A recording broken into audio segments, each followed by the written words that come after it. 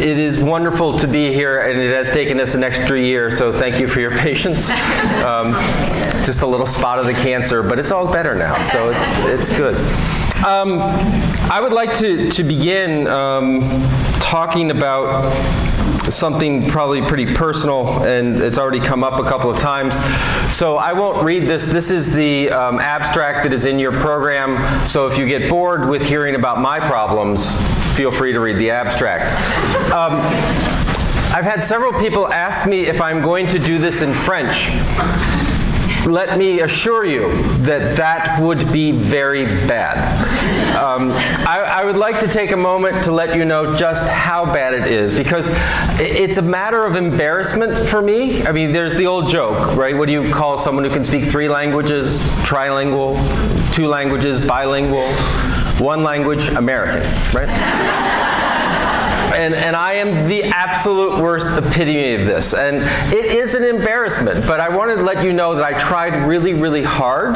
This is my high school, and so I took several years of French in grade school. I then decided to do Latin my first year in high school. I failed that. And so I said, well, clearly, first it killed the Romans, then it killed me. I'm going to go back to French. And so I started taking French my sophomore year, and I passed it. I started taking French my junior year, and I failed it. I then had to take a summer course on it, and I did very well. I got a C, as the instructor said, I got a C minus, minus, minus, minus, minus, minus. And then I took it in my, this is how bad I am at languages. I would skip school on the days of my French tests. Don't tell my mother. And the reason I would is they would then give me the test and they let me take it in another room. And so I would go to the art room and I would bring my textbook with me and I would take the test with my textbook open. It was not an open book test. And I would still fail it miserably. I mean, this is how bad I was at it. And so the reason I'm not attempting my French is I made a promise to my senior year French teacher, who is Québécois, and she came in and said, well, you got this, and you got this, and you got this, and frankly, you shouldn't pass this, which means you shouldn't graduate high school. But if you promise never to speak French again, I will let you graduate. So that is why I'm not even attempting my French here. Now, it's a fun personal story, but it actually leads somewhere, which is I'm not the only one that has problems in different subjects in secondary school and in high school. This is an interesting study done by John Falk at the Institute for Learning Innovation at Oregon State University. And what he looks at is he looks at learning and how we can provide learning and how we can push forward learning, and how oftentimes formal education and formal learning doesn't work very well.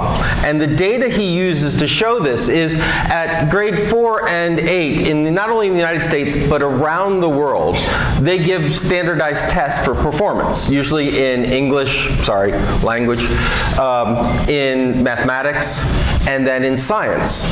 And what's interesting is, and if you're all right, I would like to wander a bit because they said I could do that. And so what's interesting about this is that at grade 4, they take these results and then they compare them to other countries. So 4th graders in the US scored at they were 7th in the world in terms of science language, right? By 8th grade, they dropped to 23rd. That's the other thing is I got to go visit the people in the back because you got stuck with the screen.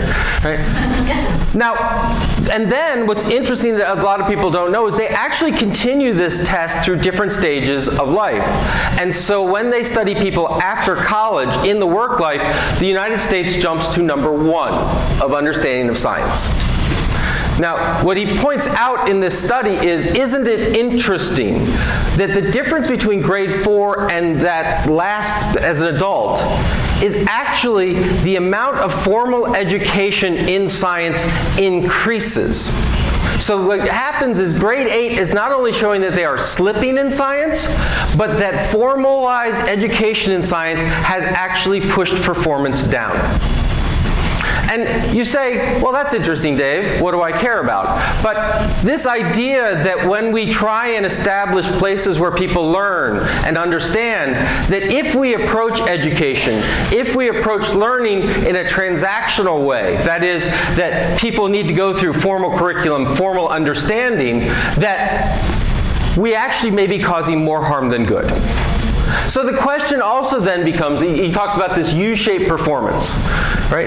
And so the question becomes for us, because I know many of us are academic librarians who are working in universities. I'm not sure, hopefully we have some school librarians where you're working on a regular basis, public librarians, people in archives, people in specialties.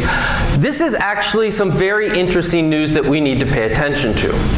Because as part of this study, they then asked, well, where do they make it up? Where does this magical knowledge occur? Are they taking science classes like on the weekends? And the answer is no. What they're doing is they're getting it from all sorts of different places. One of the places is from work. You're not going to see that here, but on regular places, people who do engineering, people at work having to learn different science skills, etc. So it's not all just YouTube on the weekends. But it's also looking at the use of informal science venues. Where people are learning about science includes public libraries, zoos and aquariums, natural history museums, science museums, and you can see here how they break down in the different states and countries. And as always, being an American, I've totally ignored my host today. I apologize. But this data does go across North America as well. So this is interesting. This is good news. But it tells us something that we need to be considerate of, right?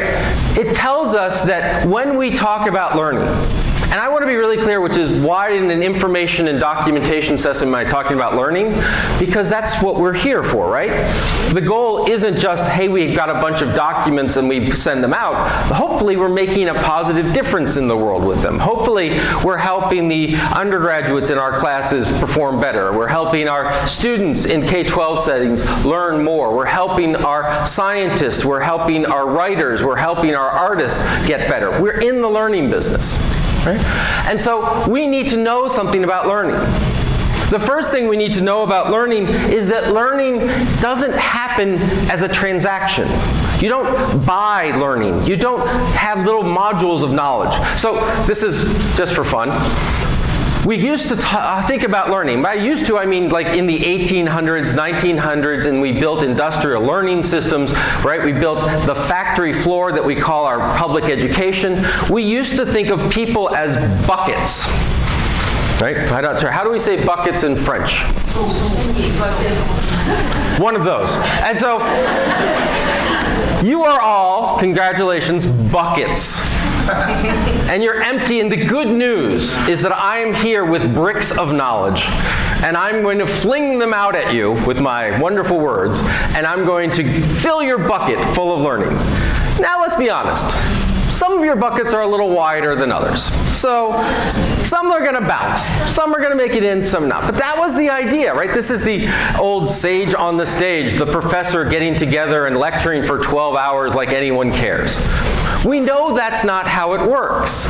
I can't educate you. I can't teach you. I can only create a place where you can learn. I can create conditions. I can keep your attention. I can provide an area that's not crowded. I can do all of this stuff, but ultimately you are responsible for learning. And so when it comes to French, that poor teacher, who, God bless her, she was Québécois, so it's, you know, the proud tradition of mercy of the Québécois came to St. Xavier High School. It wasn't her fault that my bucket was a little narrow, but it wasn't her fault that I wasn't paying attention, that I was doing lots of other things and other things that I cared about. I was not immersed in an environment. Cincinnati, Ohio, not exactly the Francophone capital of the world, right? At the best, it's German, and even then, all we got were really good hot dogs. And so, we know that it's now a different way of thinking about how people learn. And so back to this idea that I'm going to come to again and again, which is when we look at our roles and we look at the idea of inviting people in and users and bringing communities in, if we bring them into a space but we still treat them as buckets, right? It's like when someone walks up, how many Do I have folks who are sort of reference librarians or consider them reference librarians? All right. Are you the kind of reference librarian that takes their job very seriously? Are you the kind of reference librarian that chases people out the door until you're done?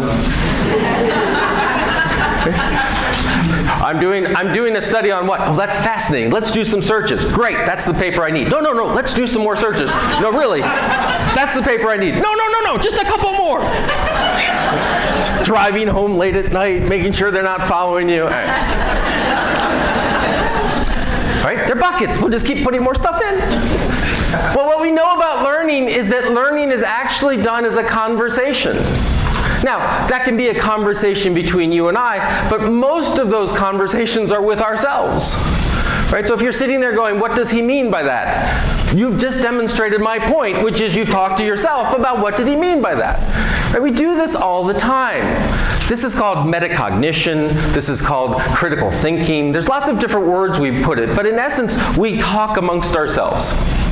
And so even, we do talk among people. We talk among groups. Right now, there's a conversation occurring, but it's actually not between you and I because you're being very nice. Right? I mean, there's some visuals. I can see if people are falling asleep. I can hear the laughter. But hopefully what a good lecture does, the conversation instills, isn't here. It's within yourself. You're sitting there going, oh, that's interesting. That's not interesting. I knew that. Whatever it is. And hopefully that continues on a time. So you have conversants, and what those conversants are doing is they're exchanging language. And for your sake, English in this case, right? And so language is going back and forth. And why are we doing it? We're seeking an agreement. Okay, I agree. 2 + 2 = 4. All right, I agree. I understand that. That will help me to the next stage, and the next stage, and the next stage. And one of the most important agreements is agreeing not to agree, which is, this is not going to work for me, let us move on. Right? And we have a memory, and a very, very, by the way, imperfect memory of what agreements we have. As an example, you probably cannot remember where you learned 2 + 2 = 4. You probably cannot remember when you learned a certain text. The example of this often is your favorite book. Right? You go back to your favorite book every 5 years, 10 years, whatever it is. And as you're reading that book, you're like, that section that like changed my life, that was the best part of this book, turns out it was a page. Right? You thought the entire book was about this subject, but it turns out it was like a paragraph thrown away in the corner. Right? Our memory will change and miss. Now, sometimes you do remember. You may remember something because that person, that teacher, that conversation, that moment had such meaning that I connected to it. For example, just to continue to talk about how bad I am at your language, I know the exact moment when the train left the rails in me learning French. It was when the teacher introduced pronouns. Lequel, right? Which in English is, Lequel? Oh, which one is this? Clearly. But that was the moment. I mean, I literally said to myself, it was like that moment I just stopped and said, well, I'm done.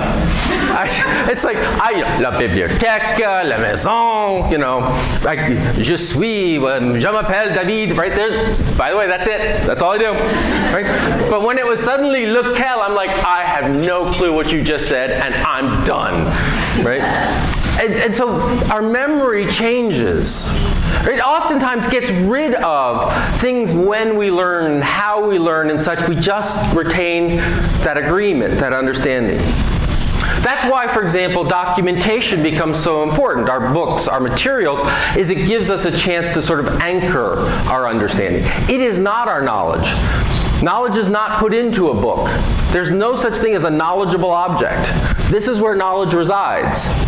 But those objects, those materials, those books, it's a way of us sort of doing milestones, materials to start the conversation, important ways of understanding it. So So if we're about learning and we're about conversations, conversations are participatory. You can't have a one-person conversation, or else they send you to places with medication, right? That idea that you have to give and take. I mean, how many times have you been in a classroom environment where you're just like, all they do is sit and talk. I don't have a chance to say anything. I'm not going to pay attention. That important participation, right? And so participation is about co-ownership. If we want people to learn, we must help them engage in conversations with themselves, with others, with experts, what have you. And that means we must allow them to participate in their learning, and that means we have to help them co-own that enterprise. Now, this creates a pressure.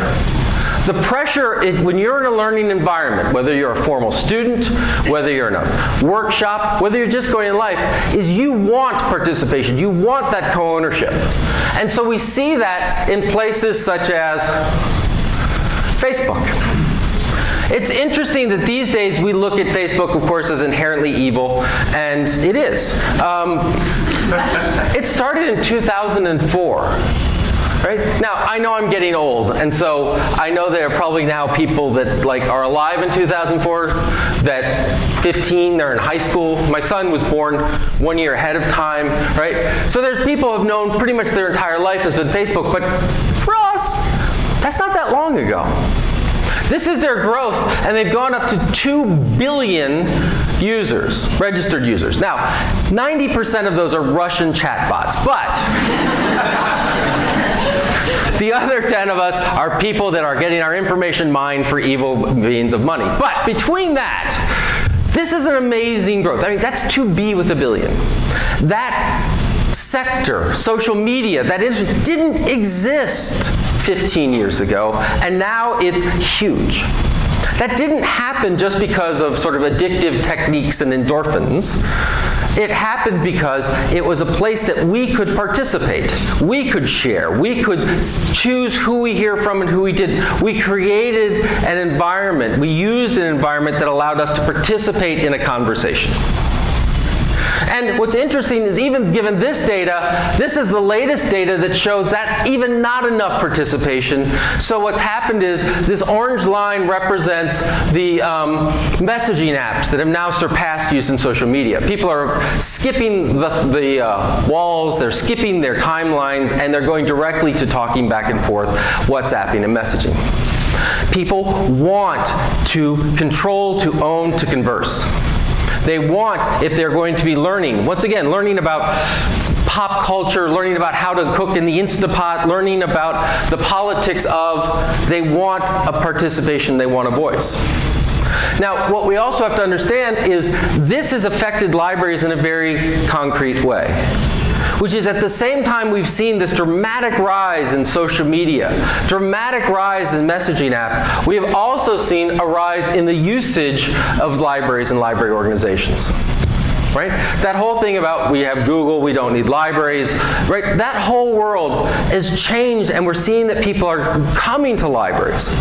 But once again, they're bringing with them this attitude of participation, of learning, of co-ownership. They're coming, when you look in public libraries and we ask, why are you coming? Yes, materials. But why we go from 4 visits per capita on average to 5 visits is they're coming as a place, as the third place, as a place to learn, communities, programming, sharing, etc. We're seeing this move to more community hub because it's part of this push for more participation, for more ownership. Now, we could stop there and say that's lovely. But I ran across, and this is, I'm going to admit it, I ran across a lovely tweet the other week, and I didn't copy it down, but it was something along this line, which is, remember when we thought, when we thought the internet would bring us together? Remember when the internet was going to be the great equalizing factor? If we pull enough fiber and enough wire and enough satellite to the most remote places, inner city youth, rural youth, city youth, we would all begin to discuss and learn, and we become happy moments. right? That was the goal. I remember in the 1990s working on that PhD, that was it. If I get schools connected and children in Syracuse, New York can talk to children in Montreal and can talk to people in Lyon and can talk to people all over, then a great understanding is going to grow. I think about this a lot because that idealism, that quest drove me. I mean, it pushed me, and I know many of the people we were involved with, in creating subsidy programs, creating internet connections, creating learning and training materials, putting out public access terminals, right? And for my academic library colleagues, dragging professors online. So, University of South Carolina, their internet went out 2 Fridays ago. Literally, it gone. And I sent my staff home. I said, we're done. And it struck me as I was running to go home as well, because it was a Friday. I mean, if the internet's going to go out, it was a beautiful sunny Friday. I mean, that's just God saying, take some time, right? As I was driving home, I was like, remember when I had colleagues that go, why do I need a computer at my desk? And once again, everyone here who's under the age of 30 is looking at me going, there was a time that desks didn't have computers? No, I'm not that old. Yeah, I am. But it wasn't that long. In fact, I'm guessing there's still people on a regular basis that you're working with in the academy that may have that computer on the desk, gathering dust as a paperweight, right? We've been pushing people to open access and providing open materials, teaching online, we've been pushing because this is what we believe. And yet, when we look and we see these great technological marvels, people are using them to cat memes, lovely, but they're using it to spread misinformation. They're using it to create bubbles that they can only talk to other people. Now, here's the bad news. For the people in this room, that's our fault. As we pushed for this, as we ideally thought that simply providing access was sufficient for a global communication and understanding, as we created filters and search engines so people could narrow their searches and wouldn't be dealt a hand of information overload, we built the algorithms that created micro-communities. We built the systems that created an ability for people to substitute research with belief. We are responsible for helping sustain, promote, and build an infrastructure that has allowed for a massive misinformation campaign to go. By the way, it's not all our fault, right? But a lot of it is. And what we're trying to do now is almost make up for it. It's okay, it's okay. We'll offer a Facebook class. It's okay, it's okay. We'll offer a Twitter class.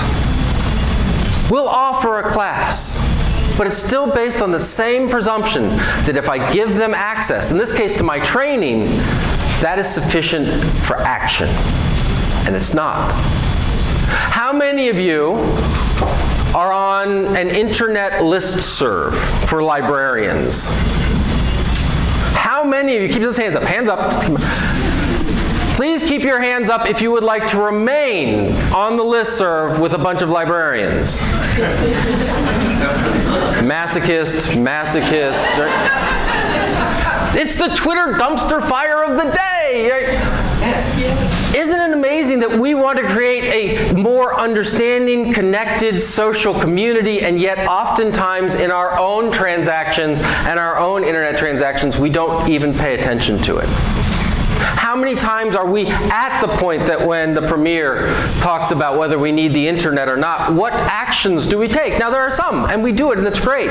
But how do we deal on a daily basis with people who want to shelter themselves online as opposed to connect online? How much action are we doing? So, access is not the question. To improve our society, to improve our society. See, even English is tough for me. To improve our society is not enough to say, we have the stuff, we have the information, we have the documents. We have to take responsibility, and we have to understand that if people are going to truly learn, they also have to have agency. They have to have authority. They have to have ownership. And so, neighbors, not users. I hate users. I hate that word so much. Computer users, or computer scientists and drug dealers have users. The rest of us should have something else. Right? Because here's the question, how many of us want to be used? Don't even get started on consumers, right? But that idea that, oh, they'll come in and it's this transactional idea. They come in, they ask a question, we give them a document. They come in, they're looking for material, we find it, we send them out. We create this disconnect as if we're a big service desk, and we're proud of it, and we should be because we want to serve, but we serve at a distance. It's like the phrase, how can I help you? This phrase in whatever language, we see it as central to our identity as librarians, as information professionals. We see this as the ultimate statement of our desire to be of service. How can I help you? But put that into context and realize that it can also be the most arrogant statement you can make. How can I help you? How can I, someone with advanced degrees in studies, someone who works in this enormous building, filled with all of these documents that intimidate the hell out of you, how can I help you? Who clearly have failed because you have to ask someone else for help. Think about that a moment. How happy are you to stand up and say, I don't know? Right? Because that's the other trick, which is once they give you the question, we run into what I call the greedy librarian problem. The greedy librarian problem will not give up a question until they are dead or the person they asked died. We're back to chasing them home. Right? It's my problem. I will solve it because that's my job. I am to be of service. When the best solution might be, I don't know.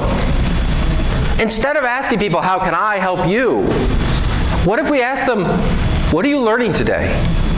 What are you doing that I can be a part of? How can you bring me into your quest for research, for a question, for resources? How can I be part of your world?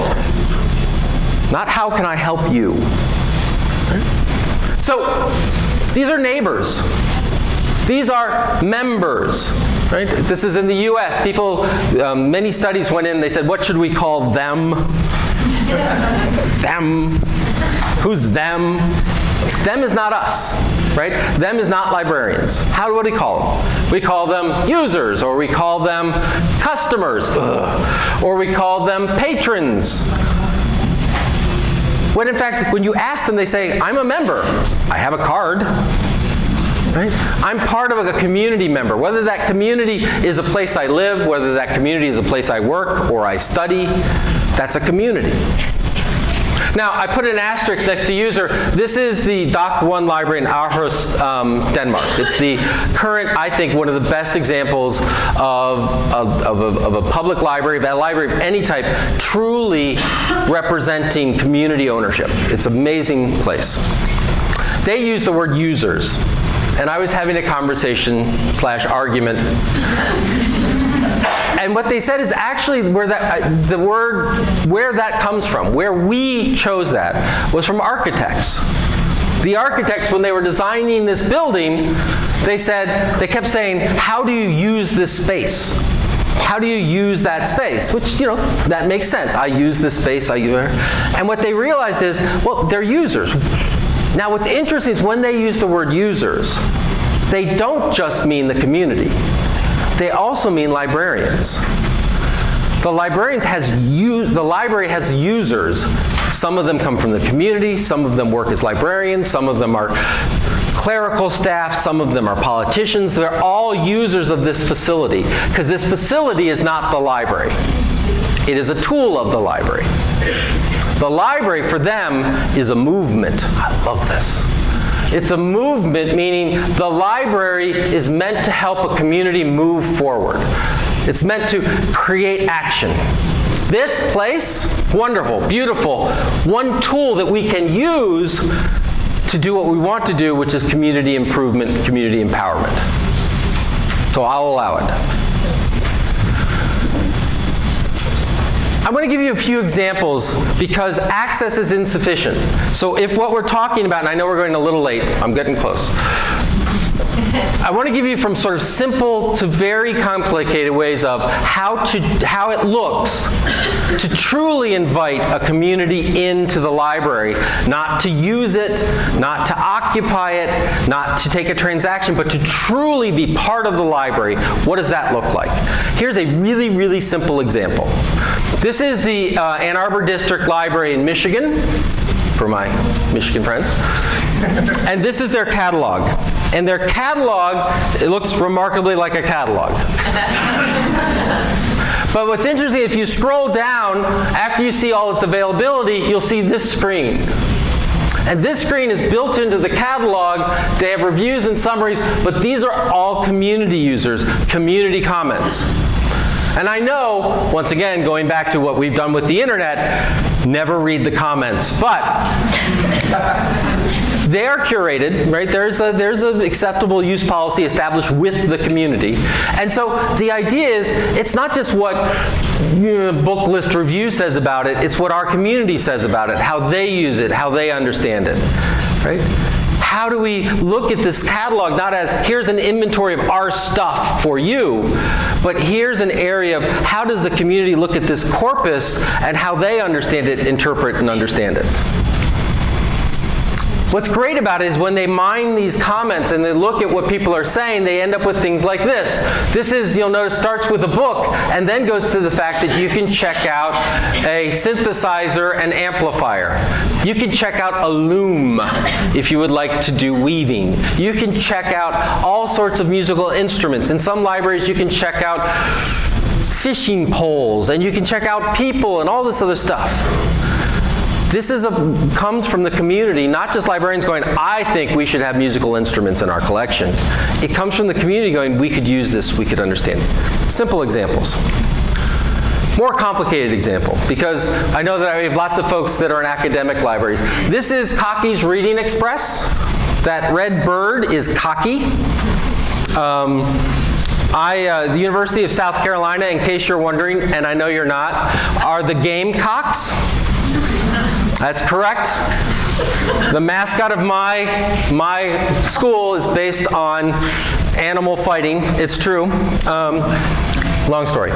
Cocky's the mascot. Now, the other thing that you have to understand is when you live in Montreal and when you live in Syracuse, New York, as I used to, you do not understand what college football means. The first college football game I went to in South Carolina began with 3 military jets flying over the stadium, followed by, I'm not making this up, pillars of flame shooting up as the football team ran onto the field. And I realized, I said, this is not football, this is a cult. And so there are 3-year-olds that you will say, where are you going to college? And they will say, I am going to South Carolina because I believe in this football team. It is psychotic. It is really amazing. Anyway, that's Cocky. Now what Cocky's Reading Express does is they have a bus.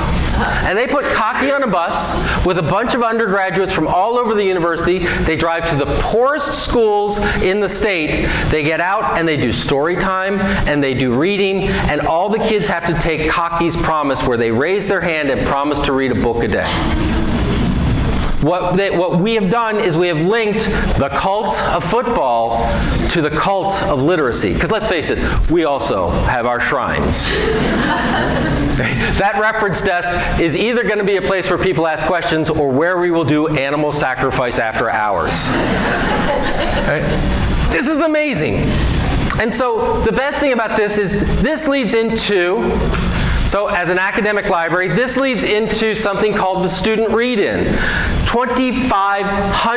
2,000 students from all around the state congregate at the State House. That's them sitting on the steps of the State House, where Cocky and other people like Clemson show up, and they do story time, and they read loudly, so that hopefully the legislators inside hear 2,000 children calling for the need for literacy, calling for support.